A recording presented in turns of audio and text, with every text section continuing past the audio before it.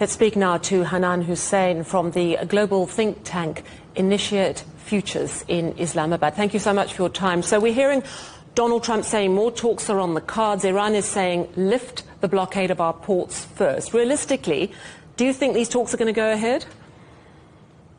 I think the talks are going to go ahead. It's just a matter of time until when we see them materializing. So a couple of considerations which lead me to that conclusion. First of all, that the U.S.'s naval blockade is meant as a pressure tactic for Iran to come forward for a deal. Whether a deal is acceptable or not would likely be a challenge between compromises on what each side sees as doable concessions. But I think the signaling from the U.S. front, and we see the lead-up in the preparations as well, is something that the U.S. is willing to dial up the pressure, but they want to negotiate from a position of strength. And from the U.S. perspective, naval blockade will kind of suggest or add up for that being as a position of strength. But I think a key weakness over there is that unless Iran and the U.S. make tangible efforts to coordinate their expectations about what could qualify as a doable, workable, executable deal, I think any of these pressure tactics can risk upending the kind of trust surplus which both sides need in order to proceed forward, including through Pakistan's mediation.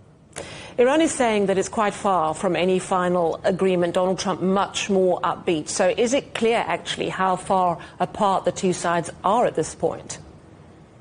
Yes, I think it's pretty clear. So, for example, on the uranium enrichment front, Iranians likely want to maintain it as something which would not have outside concessions. I think what we've seen over the past couple of weeks is the fact that the Iranians are willing to, for example, agree on a lesser threshold in terms of how much of a block it will want on it.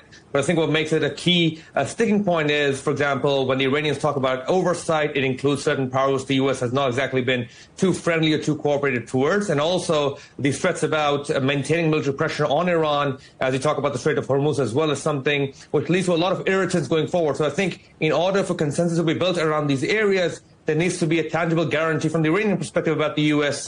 Force posture in the region, that there are not going to be a lot of disruptions in terms of those negotiations. So I think from where things stand right now, Strait of Hormuz and the uranium enrichment red lines are something which is so deeply entrenched that leaves both sides to be far apart as opposed to be very closer.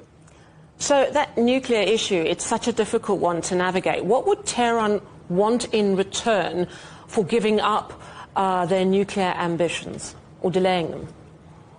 Yeah, so I think giving up nuclear ambitions is the kind of language which the Iranians have heard in the past, and they've seen it transpire to distrust as well. I think what the Iranians would basically want is a middle ground on the nuclear question. So, for example, giving up its right to nuclear enrichment is something which would be an incremental process. What needs to happen right now is a middle ground in terms of the years of concessions that the U.S. is willing to make for it. For example, if the U.S. is willing to, for example, lift up about over 2/3 of sanctions on Iran as a confidence-building measure for Iran to, for example, agree to U.S. demands about enrichment being capped or downsized considerably over the next coming years. I think that's something which the Iranians can work with, because for the Iranians, they have to justify any deal with the U.S. domestically with the constituencies. That remains a far cry if the positions remain maximalist. So I think that's where the contention stands.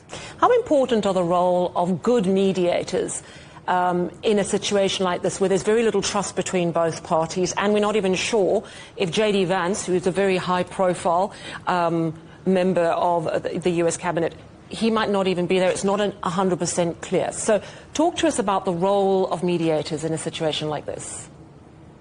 It's critical. So, for example, when you talk about a mediator, he has to have favorable proximity to both adverse parties. When their positions are so polarized, you need to have a country. For example, Pakistan fits the bill on many occasions. For example, when we talk about coordinating expectation with Iran, to have a strategic channel open with Washington allows you to kind of see where the constraints lie from each side's perspective. And I think on the other front, mediation becomes critical, because when you talk about kind of tempering some of the external shocks which rise out of this conflict, is something which the U.S. and the Iranians themselves cannot necessarily negotiate or bring to the table. I think that's where mediating parties such as Pakistan, we've seen Egypt and Turkey hit from the sidelines, can kind of create this atmosphere of shuttle diplomacy where both sides can communicate proposals, push back and forth without exactly being seen as weak in terms of the public diplomacy, because obviously the temperature within the U.S. and Iran is to maintain a strong arm posture. So I think from that point of view, mediation becomes critical, because what happens behind closed doors is this incremental consensus building process which keeps diplomacy on the table. And I think from that point forward,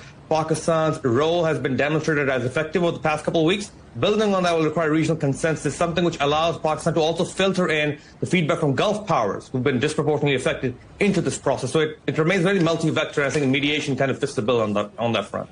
Well, thank you so much for speaking to us. That's Hannan Hussain from the global think tank Initiate Futures in Islamabad.